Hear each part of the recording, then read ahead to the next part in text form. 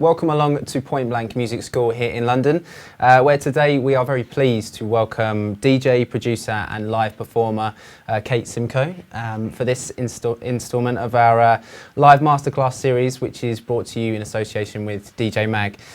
Just before we get into it, I think we've got a quick clip to watch of Kate in action, so let's have a look. It's like my feet don't even touch the ground.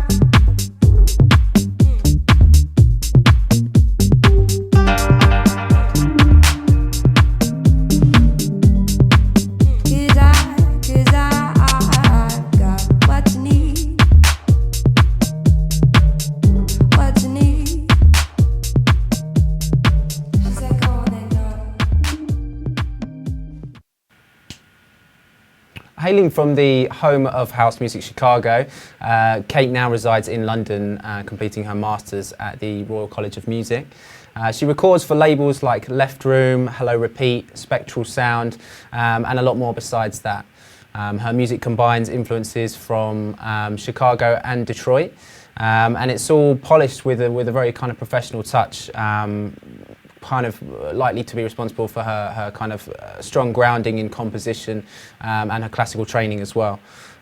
So Kate's here to give us a bit of an insight into her work in the studio. We'll get to look at her approach to remixing, also original tracks, and if we have got time, we'll take a look at her live set, and possibly as well how she kind of scores to film as well. And we're also going to be putting your questions forward, so make sure you guys get posting in the chat room, and we'll try and get everything across in the time that we've got. So yeah, that's probably enough from me. I'll hand you over to Kate, and let's just give her a round of applause. Thank you. Cool. Well, thank you so much for having me today. I really appreciate it. And we kind of talked about some ideas of what I can go over today. And I'm going to start with a remix, which is a couple years old. And when I was looking at the file, I was thinking, first I wasn't going to show it because I was thinking that some things I don't do anymore. I found better ways to work, and it used to get a little bit sloppy, and I've heard people say in Logic as well that that they don't find it as easy to work in there. So I'm going to show that, and I think it'll be a good example because then I'll show a newer one as well. So what I'm going to do is first play the original song, and I just pulled up Beatport because it's just a 1-minute clip. So this is the original, and this song did pretty well, or really well, I should say, a couple years ago. So yeah, just kind of listen to it, and then we'll talk about how I remixed it.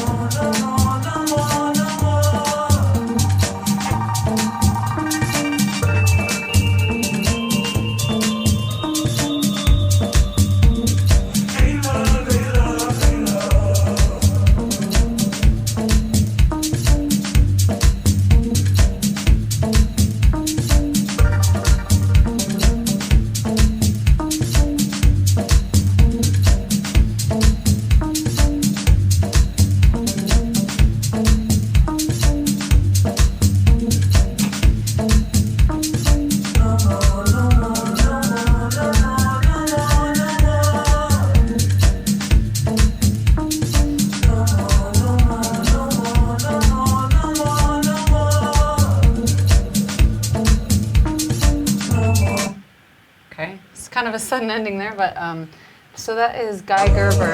Oops, sorry about that. It's Guy Gerber off Supplement Facts, Hate Love, featuring Dawn. And only after I remixed it did I really put two and two together that Dawn, it makes sense as a girl. It sounds like man's voice. It's just pitched down.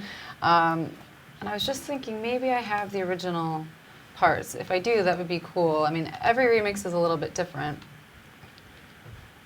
Sometimes you get just loops, 2-bar loops, 4-bar loops. Sometimes they'll give you the whole track, which isn't necessary really, but all good. I think that's what Guy did actually, was give, Hate Love stems. So, for example, this was the voice. Come on.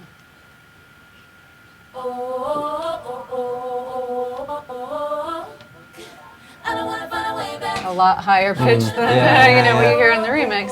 So I kind of got this, and so that was one of the stems. He had, this is the hook really, which is really good. So I guess one thing when I get a remix, you try to identify first of all, what are the two most or a couple most identifiable parts of the song, and then I guess try to consider if the song can, in a way, like first, the best thing you can do sometimes is just modify that. Maybe just change the note of one thing or change the sound of it.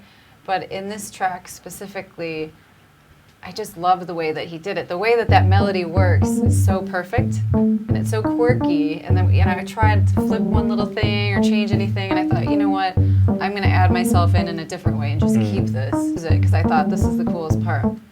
So that's kind of going into it. I thought that, number one. Number two, I thought, well, I'm a girl. I'm doing a remix of his track.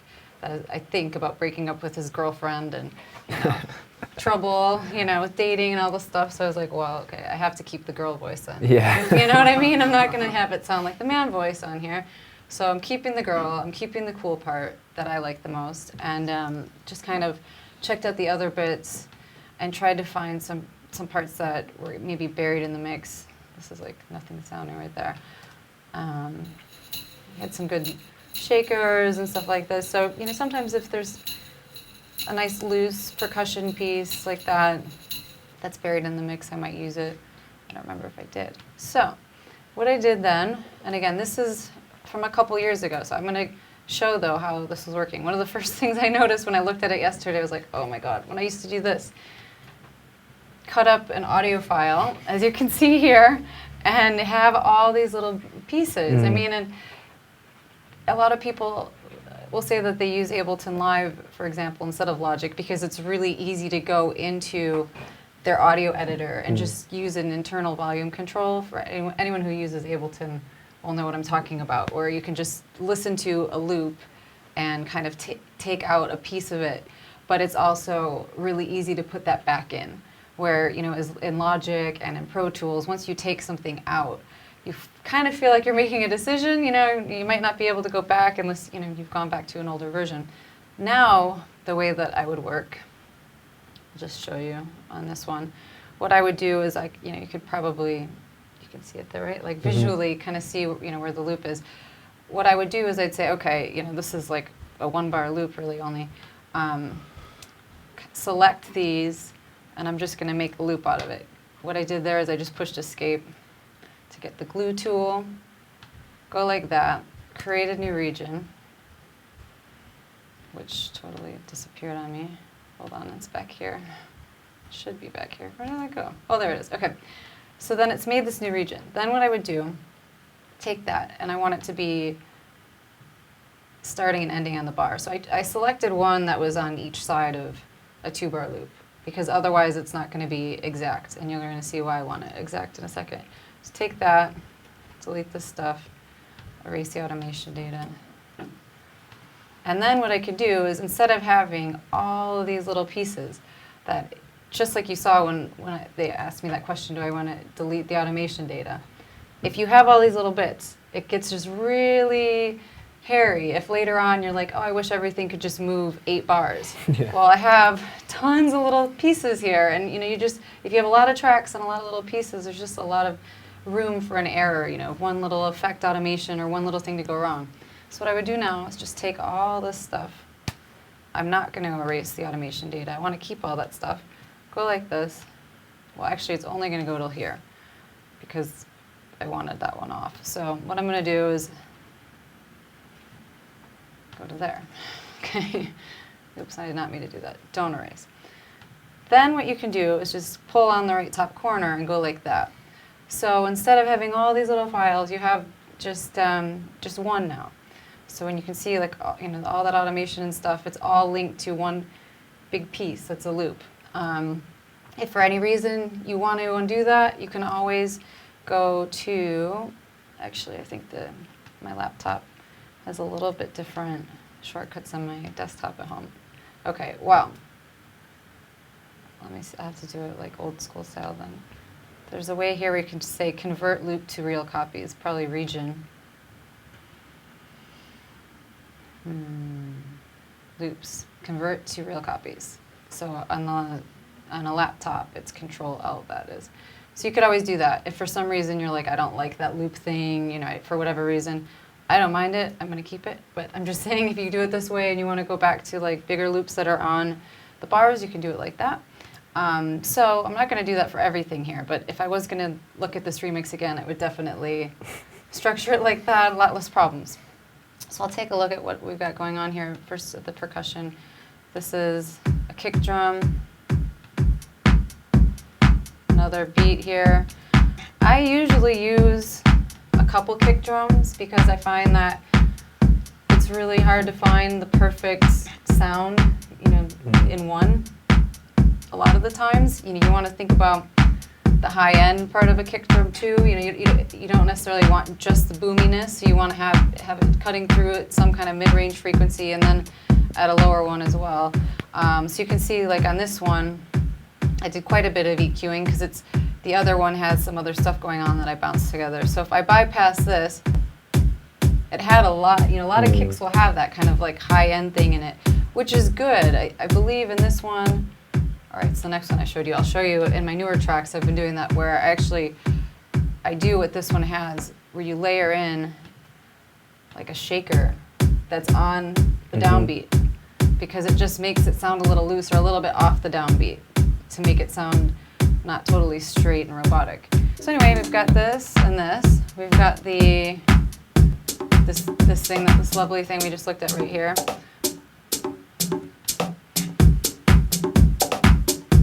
Getting a little tribal. Some more. This one I use that method. I don't know why just right there. I don't know. But just a little pickup.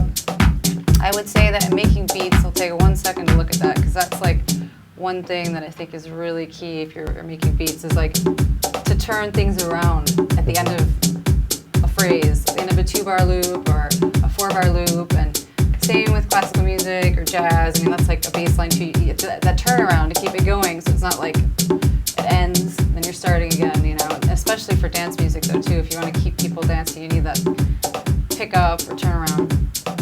Got something here called fill beat. That's why people sometimes don't do that. What happened right here is why sometimes use the real loops, like copy, you know, like make a copy, because you have to be careful of that. So I'm just gonna quickly finish what's going on here with the percussion. I've got some hats going on here. And what I did is I started the track, and I'll play it from the beginning, my remix. Basically, just, you know, this is like kind of a signature track or sound of his. No kick drum, just wanted to have like a little bit of drama. Again, I think it's about breakups and stuff, so I thought drama. Don't bring in the hook, I thought, for a bit. And you can actually visually see, although I used the hook is this dark blue one right there. The track might be like 6 or 7 minutes. I only used it for a small piece of it. So I think in a remix, if you can't live without something from the original, and you really want to use it, maybe don't use it the whole time. You know, I mean, you could, but I was purposely trying not to use it the whole time because it's supposed to be bringing my You own wanted to take. stand out from the original, be something different. Exactly, yeah, exactly. I wanted to have it sound like something a little bit more like my own vibe. So actually, this one right here, the Juno 106, these are some audio washes I used from that. I'm gonna just solo those like when we kind of get over here. Maybe you can hear them, let's see. So that's just kind of a white noise wash I got off there. And then these. So that was, the synth I was using a lot at home at the time. So now with those unsoloed, I'll give you an idea. So I used that from, my machine that I made at home to bring in his hook. So, it's kind of a play with, all right, I'm going to use something of my own to bring in what people know.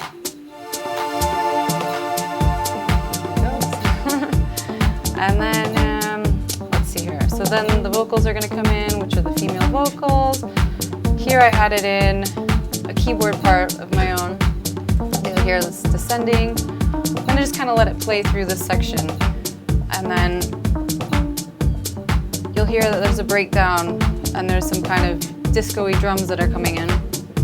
And then after that, I think in all kinds of music, but especially in dance music, I think it's really nice if instead of doing a traditional maybe like ABA kind of format where you start somewhere, go somewhere else, and then end up back, another format that I think is kind of cool, especially if you're doing a remix and you're trying to bring your own take on something, is to end somewhere where maybe you really wanted to go, but you think you might not want to make the whole song sound like that.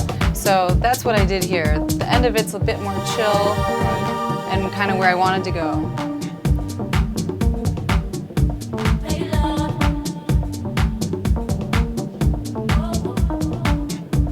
Do you tend to work like that a lot, compositionally then? Kind of look at that angle, and you have an idea where you want to end up, you don't want to get there too quickly?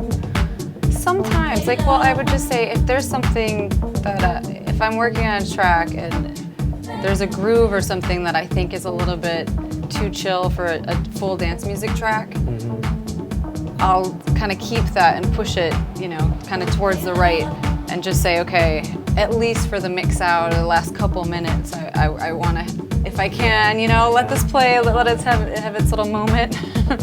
And, of course, if a DJ wants to make an edit or something for an after party or whatever, then you have a different vibe. But sometimes, no.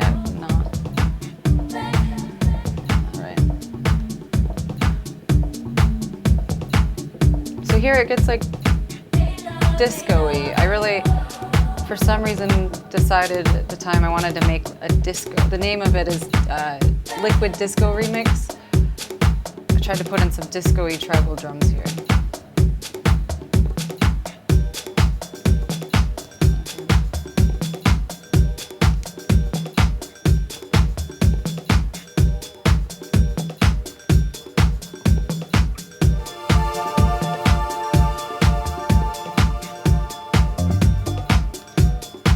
All right, cool. So this is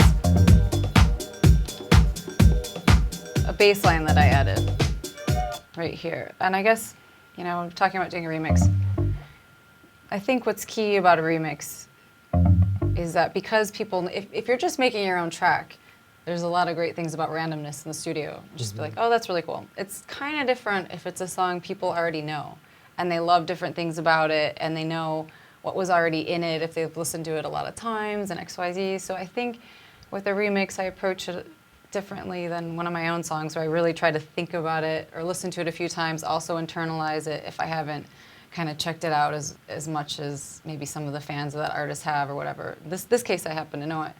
So then, like I said, in this track specifically, I was like, all right, okay, I'm going to use the hook because I really like it. I'm going to use a female voice. And then I really want to bring in one thing that I think is like a signature sound of myself. And so in that case, I was like, all right, I want to bring in a bass line that I think sounds more like a bass line that I would make, groovy, kind of, funky, Chicago, Detroit kind of style. So that's what this is that comes in later, to me. So this is kind of what I like in a remix where you can hear both artists together. So this would be like the moment I like the best, I think.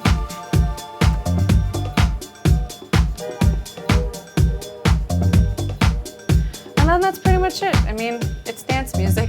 It's not, you know, it just keeps going, basically. You know how it goes. You've got the groove, and some things reappear, and you know, but that would be the general. And you know, the way this is set up.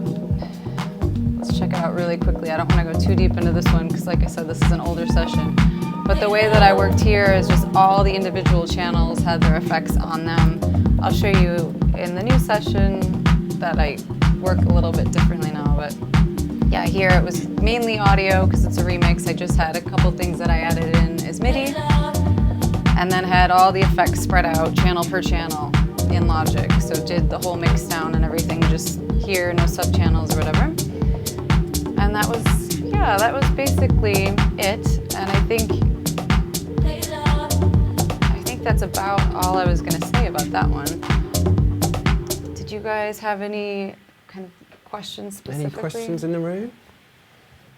Well, we've got one from someone online who's kind of off topic slightly, but Improv Music has asked where you think music technology is going to be heading in the future. It's a pretty open-ended question. But, yeah. Well, where I think music technology is headed in the future. I mean, I know you use a lot of kind of you're not closed off to bringing new stuff to work with, whether it's live or in the studio. Do you have something you're kind of excited about that's coming up for you in terms of incorporating anything new? Yes. I think you were outside of the room. I was telling them that I was excited. The next thing I'm gonna buy myself is the Moog Voyager synth, yeah. which is really cool. And I don't know.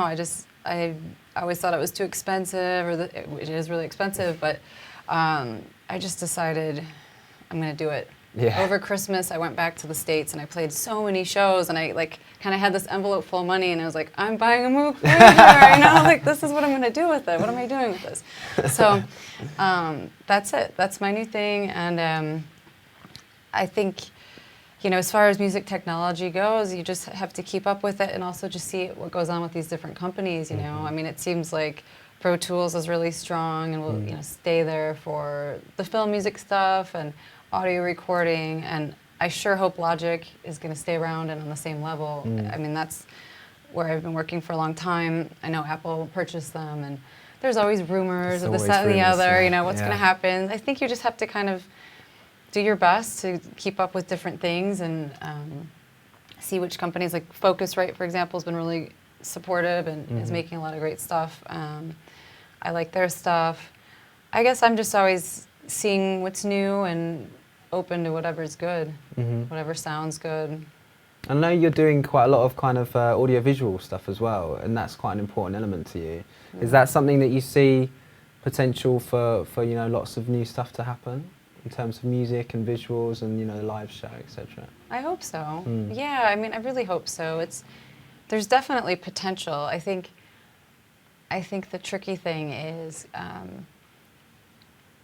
getting people to want to invest in the extra effort. I mean, even for myself, after I finished the second tour of it last year, I was like, oh God, I just, it takes a lot of effort. And, for clubs and stuff, sometimes people really want to do it.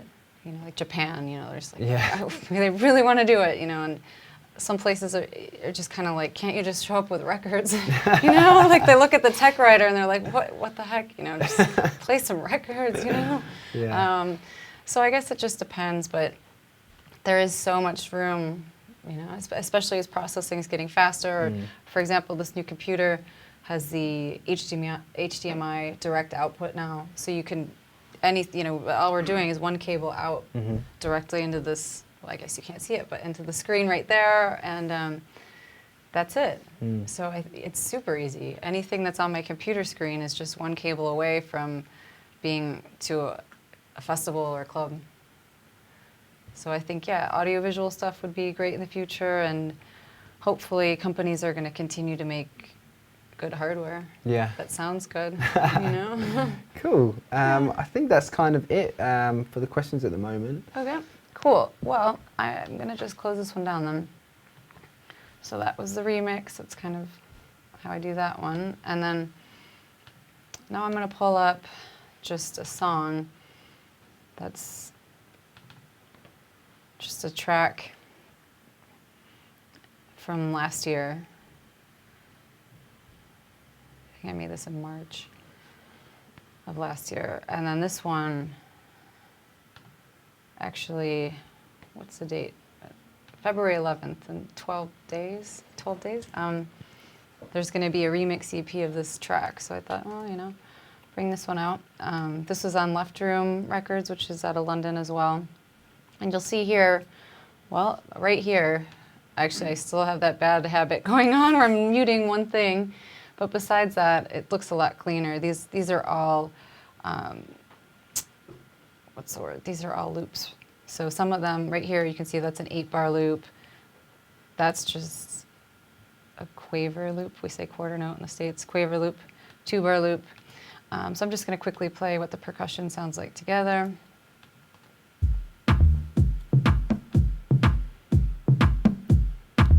Some of it's, well, this is even muted. I mean, really, like when I make my drums and stuff, I try to really listen to the groove as far as what needs to be there or not be there. Again, thinking about the turnaround, you don't want it to be too cluttered. You want it to be easy to listen to. A little hi-hat. Got some claps that are coming in every 8 bars, it looks like. So we've got that going on. So that's a basic beat. And then from there, what I wanted to do with this was make a track that has a nice like low end sound. So let me, if I click on that, push S, I can actually just solo this. So I wanted to have like quite a bit of like sub bass. So there's tom, sub bass, pretty meaty. And then on top of that here, you can see in bar 33, the bass comes in. So this, I had 3 layers actually to try to get the sound that I wanted to get, which was inspired by some mainly UK labels actually, like Hypercolor and stuff like that, that had this like really nice low end, you know, Losing Suki is another label that is really good at that. You do light bass here, I think. Yeah, totally. So I was like, I want to do a house track that has that kind of essence of that low end vibe, and I don't know how much low end is in this room or on the internet for that matter, but yeah, get your headphones on if you're watching. So anyway, you know, here you can see these are all 3. I don't mind now. It's been almost a year. I'll just tell you guys what I use. I actually was asking around, how do I make that sound, you know?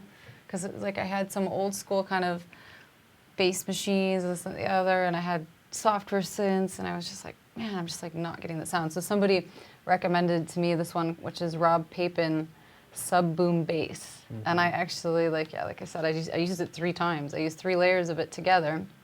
So I'm going to try to see if we can even hear it in here. But here's like layer 1, it's at -9 dB. So this one's kind of has a little bit of abrasion kind of thing going on, and some higher end frequencies. We've got number 2, which is really low in the mix. Turn them up.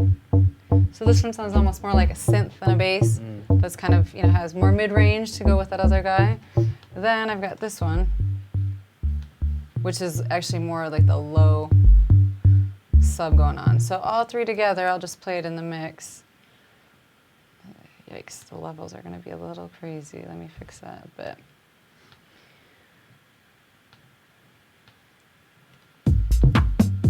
So that's like just the bass and the drums then. And then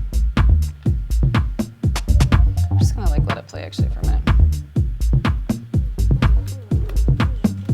This is a vocalist from London, Jem Cook. So actually I have the track completely done before she's sang. So what I think I'm gonna do is I'm gonna actually show it without that first, because vocals are like a whole nother dimension. And this track was done before she added that last bit. So that song right there, you know, another thing that a lot of times I try to think about when I'm making electronic music specifically is how do you kind of bring in a warmth or organic, for lack of a better word, feel. And one way that I've found can be good to do that is to either record something, you know, or like use a sample, an audio recording of a real instrument, which is great if you can record somebody really playing, or use a sample of a real instrument instead of a synthesizer. So here, it's a Chinese zither, is what this is. And like, I'll just play it here to see what it sounds like. Let's see here. So this is what I'm calling effect scored. So this is, it doesn't really sound that good on the low end, but you know, it has just a bit of a more organic. So I was like, okay, cool. That'll be the organic element to go with the London sub-bass vibe going on there. And here, this is another thing that I think is worth bringing up, because actually when I remixed Laura Jones's Lovin' Me, and I saw the parts to that, which is also cool. If you get to remix a track you really like, and you're like, how do they do that? And then you get the parts, and you're like, okay, cool, now I learned something. Hope she doesn't mind I'm sharing, but you know, it's cool. What she did in there that was neat, you know, I thought was cool, was she doubled not all the notes in a melody, but kind of, if there's a melody, to double with another instrument, the kind of tones in that melody that really stand out the most, or that you wanted to highlight with a different voice. So what I did here in this one that's called Mel Doubled is I took 4 notes, well, yeah, 4 notes that were from the bass line instead of the whole bass line.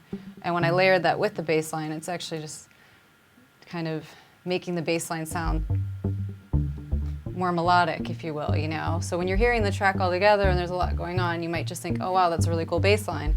But I think that the trick that she used in hers, where her bass line is the hook as well, was that she actually has another melody.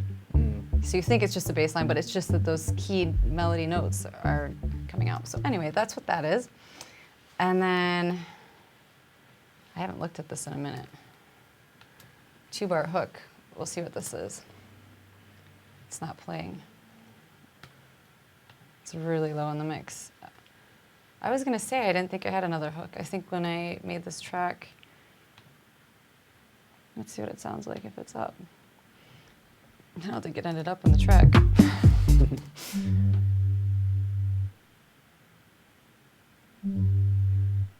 Well, yeah, that did end up. So that's also just accentuating what's already going on. So if you can hear that right there, right? I play everything together. I turned it up way high in the mix just to kind of accentuate what I'm talking about, but just the idea of kind of layering melodies on top of melodies that are the same rather than making it busy. So that's that. Let's see what else I've got going on here. I've got an atmosphere. This is in the XS24.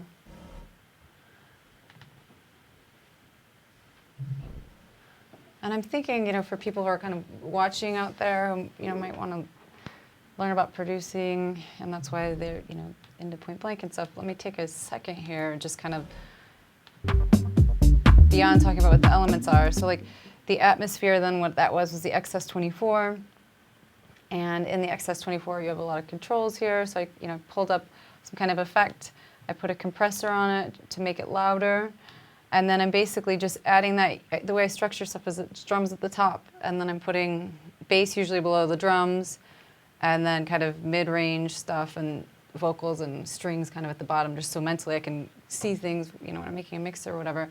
So basically, one thing that I think is a cool way to try to put stuff into your productions, no matter what it is to add an element that, again, is like, I made it a lot louder, but it's just a sound. It's not a drum sound, it's not a Juno sound, it's just like a weird sound. And I think that again, kind of like the Chinese zither, makes a more organic feel.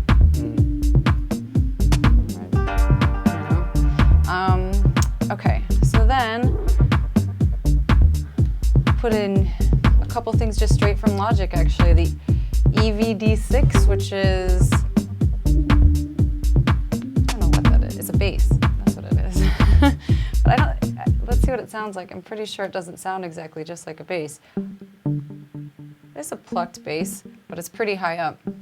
So let's take a look really quickly at the effects here too.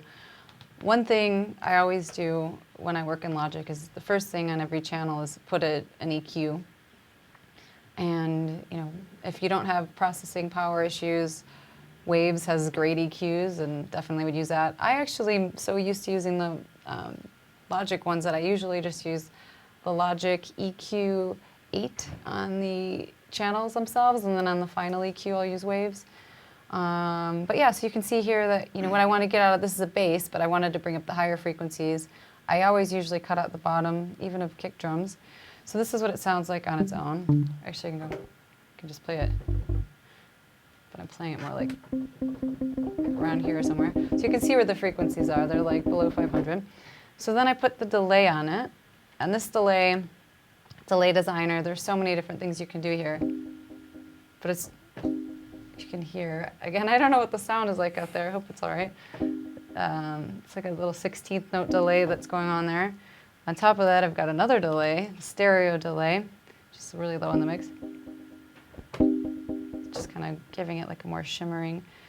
This is another thing that it's kind of, I'm using more and more is distortion. You might think that distortion, why would I want to make anything sound distorted? But it's a cool way to add gain sometimes with a bit of color to it at the same time. Rather just than adding gain, it adds some texture at the same time. So I've been trying by ear to add distortion to let's say like a Rhodes or a Wurlitzer sound that might sound a little like cold and not very warm before just adding a compressor or something. So I added on this one too. Here we are with software synth. It's supposed to be a bass. Added a little distortion, and then lastly, a little tremolo. Which in Logic, by the way, no matter what you're using, tremolo is a really good way just to get panning. Essentially, I didn't really realize that they don't have a panning. If you're using Ableton or whatever, it's pretty easy again to draw the panning, or there's certain plugins I guess that are automatic panning or random panning, but in Logic there's actually not, as far as I know, a panning plugin. So if you use tremolo, like you can see here, the rate of it's 3 bars. So now when I'm playing this, it's going to go from left to right, back and forth in 3 bars. So essentially, I guess all the stuff I did on that one was just to add some movement, delay, panning via the tremolo, and then a little bit of a nicer sound with the distortion. So, where are we? Let's see here. I'm going to kind of just play the melodic stuff together, just to get an idea of like the sound. I've got the zither. I've got that melody that's doubling the bass. We'll add the bass back in there. So if I was listening to this, the thing that I'd be missing right now would be like high end a little bit. So I can see coming up ahead here, I've got some strings that are about to come in. They're kind of quiet in the mix right now, but so that I could hear that. So I guess when you're making a track, just kind of step back every once in a while and be like, what am I not hearing? And then of course the other thing to get that is, I'll play it all together now, are hi-hats that add that. This is the breakdown. So you've got the hi-hats, that's kind of the upper stuff, the bass. So to get a nice balance there, basically. And then, so this track, at that point, I just thought it was done. But before I moved to London, actually, a friend of mine was like, I said, do you know anybody who could maybe sing vocals? So he suggested this woman in London, Jem Cook. So I'm just gonna really quickly play what she did over it, because I was just like, wow, I got these like 2 days before Miami Music Conference last year. And I was like, oh my God. I thought these were so cool. And I was like, I have to sort this out before I go down there, like to play it at this conference. And that was it. Turn them on. So she made these, just to what we listened to in the background. And that was it. So, but just also listen to the pacing and the mix. I can show you heaven.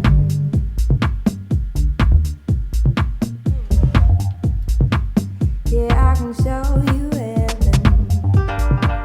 And I can show you heaven. 'Cause I've got what you need. Yeah, I've got what you need.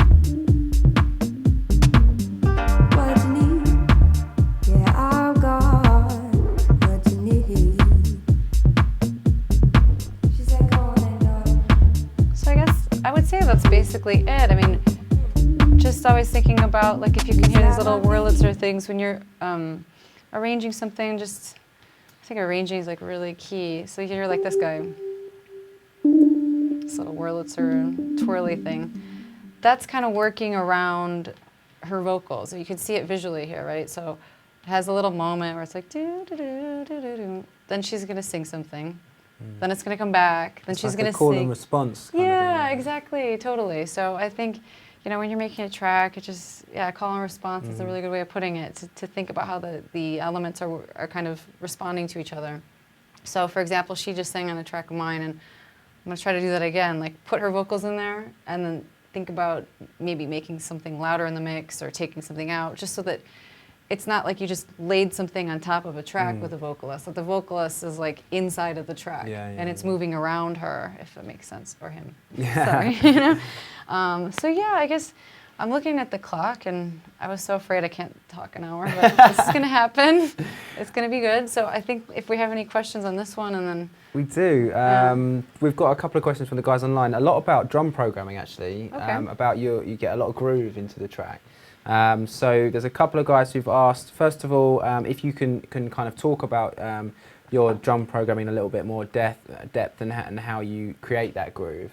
And someone has also asked, kind of on a similar note, whether you just sequence all your drums in Logic, or if you use Machine or any kind of other hardware or anything like that. yeah, I brought one actually. Well, it's down there, but yeah, I brought a drum machine with me as well.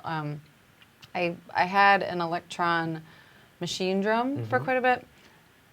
I actually sold it though. It has like a screen that's like this big and red, and I was like, my eyes are gonna die. And like, I'm not the only person who's ever said that. I mean, like the opening's like this big, and it's like a faint red light, and you just feel like you're like inside this. You feel like you're inside the box actually. So I mean, that has really good sounds though. So I used that for a while. Then I was like, it's gotta go. And then I had a Roland 505. That T-Bo Howard sold me, and then he begged me to sell it back. And I was like, Really? fine. I was like, so I sold it back to him. I was like, this is like, why don't we just loan Did you each make other a profit stuff? at all? I know. I mean, it's so silly. I'm like, why don't we just lend each other stuff? But anyway, so he's got it back, and then now I'm using the MFB 522, which is like a drum emulator from Germany, which is actually, I'll show it to you guys. I've got it right here. It's really small. And so I've been using it on my tour and stuff like that, because it's like this tiny. It's really tiny and lightweight.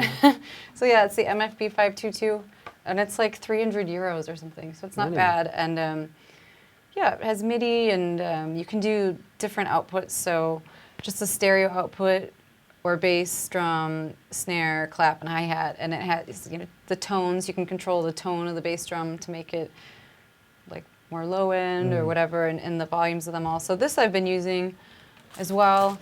Do you find it easy to work, being a bit more hands-on like that?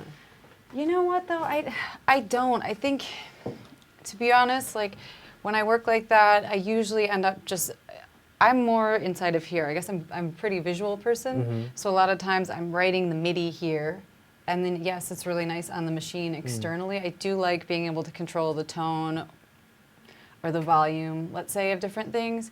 But I like to see, let's see what I've got in here. A lot of times too, I'll just end up even making it into audio, just so it's less, you know, probably an old version of this has stuff that's MIDI or whatever, but then when I'm getting towards the end, I feel like if I just have audio, even just for the future, if I want to go back to something in 20 years and that machine's way long gone, you know, destroyed or whatever, then I have everything here.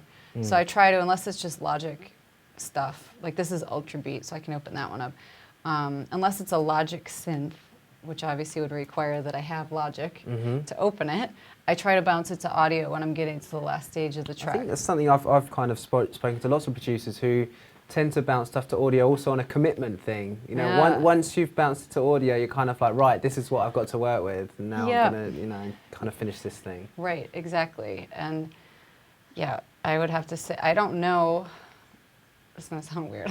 I'll just finish saying it because I'm in the middle of it. I was going to say, I don't know what it's like to be a guy, but I think women are really indecisive, you know, and so I have you know, I struggle with indecision quite a bit, you know, and it's like, does this sound good? Should I do this? Should I, you know, oh my God. And I'm sure you all know women, you know, it's like, oh God. So it's like, yes, totally. Yeah. Make a decision and just, you're done with it. So yeah. So I don't have a lot of like the past versions. It's like, here we are. And then from there, being like, this is what we have, but then cleaning it up. I find that sometimes I have too many layers upon layers sometimes. So then it's like, okay, I need to get rid of stuff. But it's better to be like, okay, everything's here.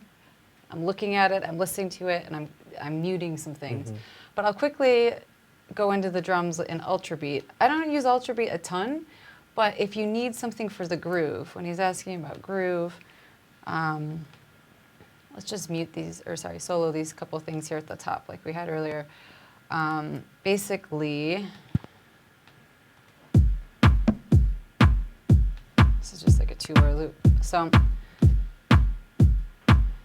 this, I'm just gonna go, so it's down to like kick and clap basically, right? Kick, clap. Then this thing is like on the and, right? So let's just add, you know, pretty straight thing. This thing is gonna be between the first kick and the first clap, right? Oops, if I solo it, hold on. And then I have one muted per bar. So it's not happening every time, but it's like that. And then this part of the groove then, when you want to add something extra, ultra beat can be cool for that. So let's see what I've got going on here. Ultra beat. And this, at first I was just like, I don't know how to use this thing at all, but it's really not that hard. You just go on the left-hand side. It's a bit of a strange interface, but once you get through it, it's a great little synth, yeah. Exactly, yeah, I'd say that for sure. So maybe online, if you have tutorials or somewhere online, it really only takes like 10 minutes, but it took me like a couple years to actually open this thing and use it, and I was like, wow, why did I never use that? So this is just, sounds like what you can see on the left-hand side, I think, that this particular thing, it's like, you know, all the different sounds in that kit. So I'm playing a mid-tom right there. I don't know what I'm playing. Yeah, it says toms, so that's basic toms. So what you can do then is just draw in right here where you need it in that groove. So I'm gonna actually just make a 2-bar loop so we can not lose this little image. So we had, I remember, something right here on the and, so it's like boom, boom. Then we've got something else that was, I think this might be doubling something else. Then remember, that's muted on that second half of that bar. So let's hear what it sounds like together. So this is,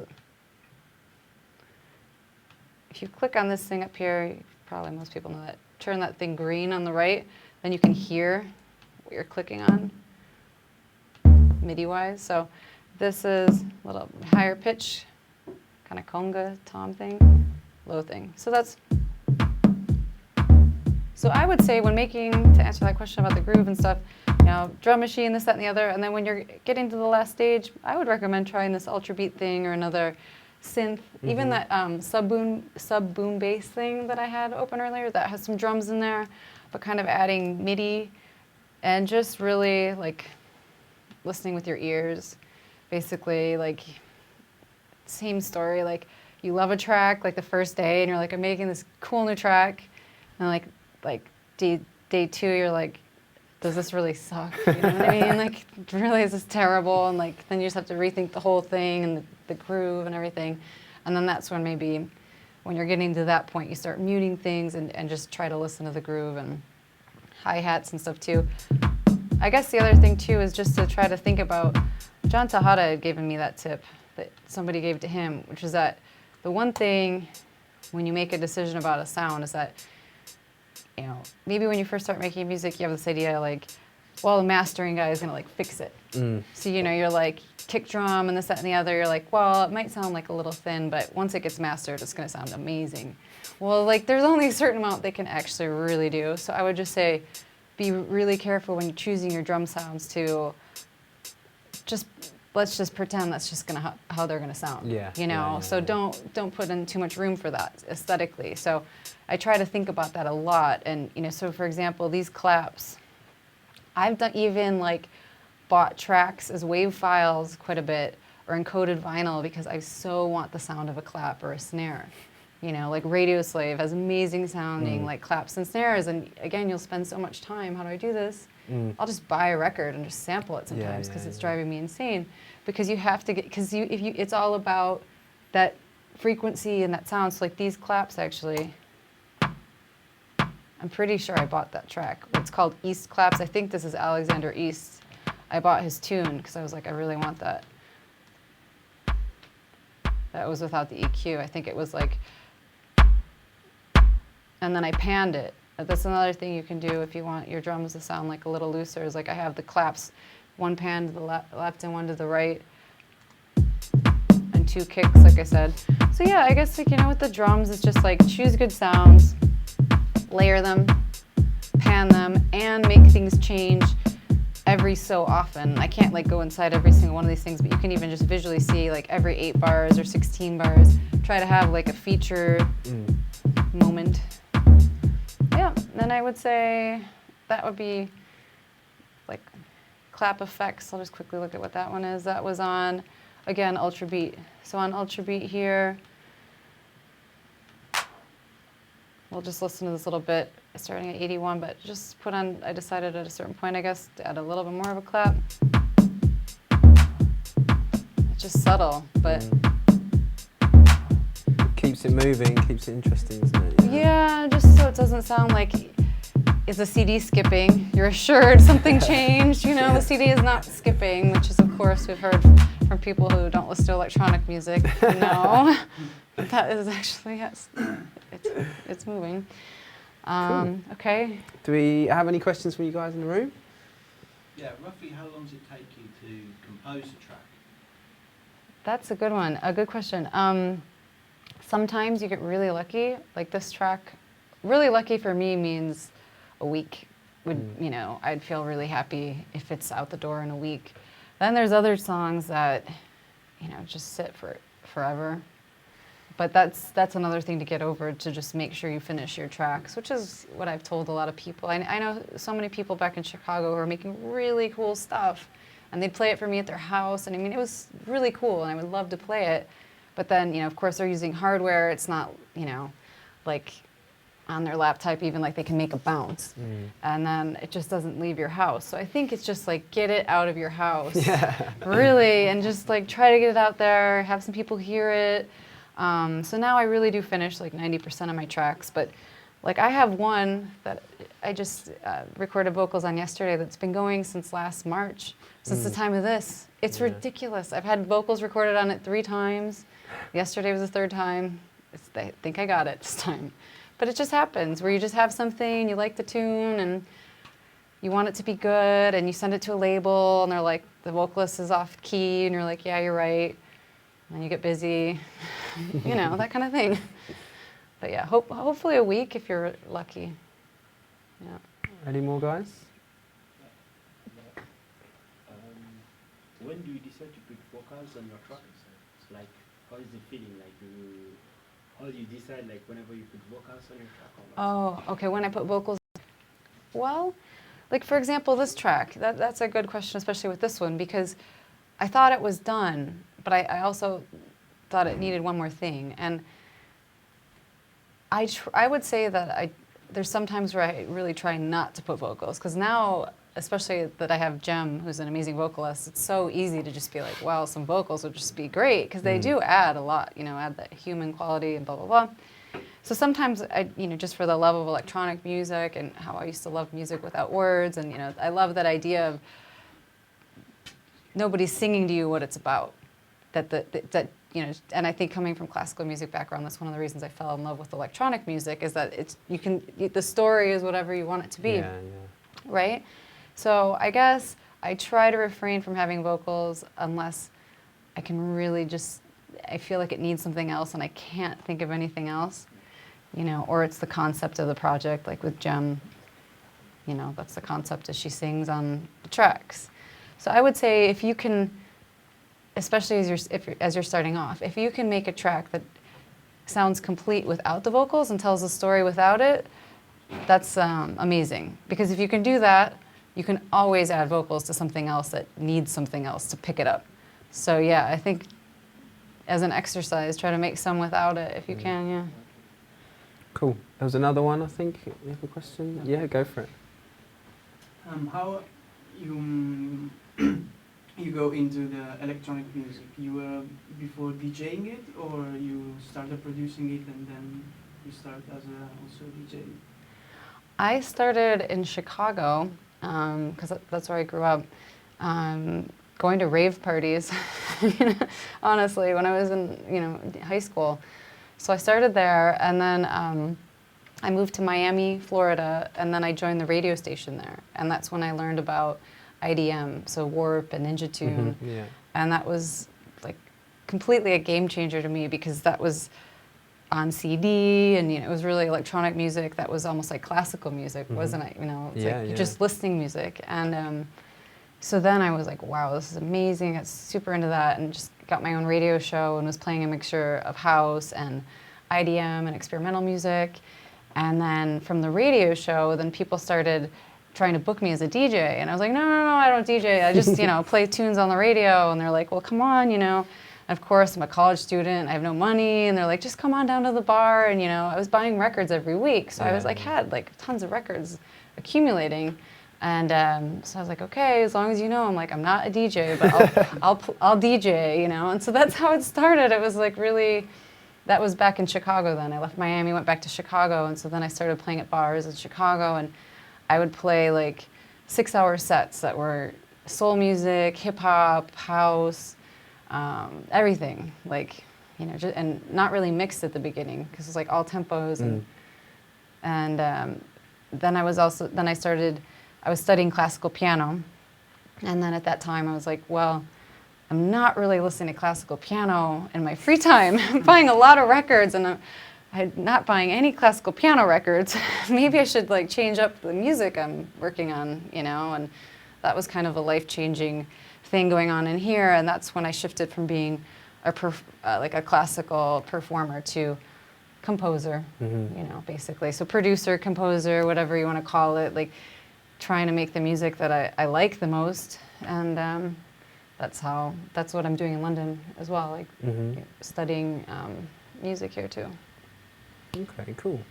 We've got another one from Takeshi online, who said that he's previously seen you talk about it's a good experience to listen through different speakers in a different environment, I guess, when you're kind of coming to like the final stages of your tracks. He said that he's quite often gets distracted by the results through different headphones or speakers, and he finds it hard to kind of know which one to believe, which one to go for. Do you always kind of reference different speakers, or do you have your go-to monitors? Well, since I moved to London, I kind of lost that luxury. Because in Chicago, I used to have a car, which I don't here. So the car was like one of the speakers. It always seems to be the producer's thing, The car, listening in the car. Yeah, the car is great, because it's like, you're not, your head's like not zoned out, like zoned out a bit, you have to focus on some other things. So I don't have the car, and I had the luxury of just having some old speakers around the house, and I don't anymore. So I'd say that for him, what I found out was just really get to know one thing that you can trust. So I brought my monitors from Chicago, and they're not like that special, but they're the Mackie HR824s, and I've just been using them for a while. And some people will say, well, don't they sound like too much this frequency or that frequency? I don't even know anymore. All I know is I can make a mix on those monitors, and then also I test them out when I play at clubs now, so I have that bonus. So yeah, I'd say just get to know one thing. Like TiVo Howard has like this old boombox. Maybe if like you Google him or a studio, it's like amazing. It has all these stickers all over it, and it sounds terrible. And whenever we're like making a track, he's like, we've got to listen on the boombox. And I'll be like, okay, put it on there. It sounds like totally busted. And I'll be like, yeah, we got it now. I'll be like, okay. But it's because he knows, somehow he knows what that means, that if there was a bass frequency, to me it still sounds bad, but if it was bad or wrong, it would be doing something crazier. So yeah, I think that's it. Just get to know one or two things really well, so that you'll know that if it's wrong, like in my car, the car would rattle. If it was too much bass, like literally it would start rattling around. Like, okay. Yeah. And I guess now you're in the privileged position where you can take it to a club or different clubs and kind of get it to road test it. Yeah, it's funny. It's privileged. It's also kind of better if you're in your car by yourself, though. I you know what I guess mean? so, Not yeah. necessarily in public with a bunch of people like Yeah, looking yeah. at you like nice. But yeah, I mean, maybe at a sound check or something, Yeah, it's a good time yeah, to yeah. test it. We've got another question from Shab Rufka online, who's asked, do you process any of your audio through outboard gear? Not right now. Okay. I would love to, though, and you know, honestly, that's probably a step I should add this year. That's a really good idea, to do that, or to even like take things out of Logic through a mixer, and then like back in, like record out, like through, if you will. I don't know how to do that exactly, but there's a way to do it. So you're going through a sound card and then back in, and then, you know, some effects on the way. So I would recommend it. I have to learn how, but I think it's a good idea. Cool. Let's have a quick look. Oh, so someone's asked about your track Go On Then, who said, first of all, they asked how long did it take to make that track? And also they've said, did it have a different name before the vocals came about? Yeah, it did. Let's see if this track took a week. This is like the most Right. successful track I had. It used to be called What You Need. My track sometimes used to be called Got What You Need. Okay. So you can see like this track, how long it took. Started as Got What You Need on March 14th last year. And then ended like to be mastered on the 28th of March. But that was after Miami. Okay. So in my, you know, I was gone for a week. So that's why I say it took a week. That doesn't count. Mm. Did it help having a deadline? Yes, you're right. Exactly. You know, that's totally what helps. Where you're just like, you just have a week. And sometimes with a remix, I remember with that remix that I just played of Guy Gerber. I remember he was coming to Chicago on a Friday, and he had given me like 2 months. And, you know, of course, I had always stuff to do, and I hadn't met Guy yet. And I was like, God, I just got to get it done by the time he comes to town. And I was like a little scared of how to do it because, again, it was a bigger track. So, of course, then it's the last week, and I'm like, well, Guy's coming down on Friday. I've got to get it done.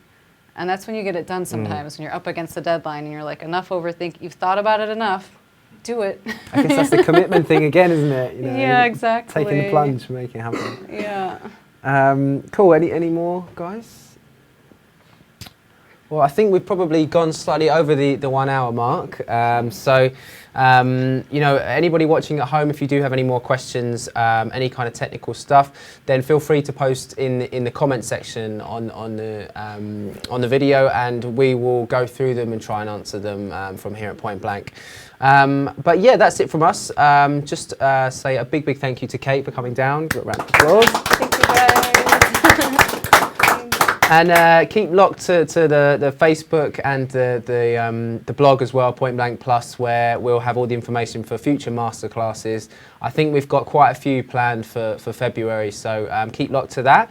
And yeah, thanks for watching. We'll see you soon. Bye-bye.